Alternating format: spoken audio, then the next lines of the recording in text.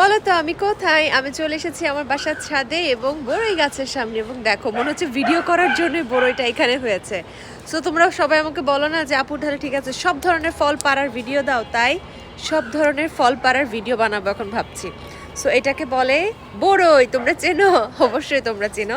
So এই বড়ইটা খুব যে মিষ্টি তা না, তবে মোটামুটি মিষ্টি। এবং মানে আমার শাশুড়ি বলছিল যে কিভাবে বুঝবা বড়ই একদম মিষ্টি কিনা, দেখবা যে একটু সাদা সাদা হয়ে উঠবে, তখন বুঝবা যে ঠিক আছে এটা তুমি পারতে পারো, সাদা সাদা মানে হয়ে গেছে, এটা মিষ্টি হবে। সো এই হচ্ছে আমাদের গাছের বড়ই।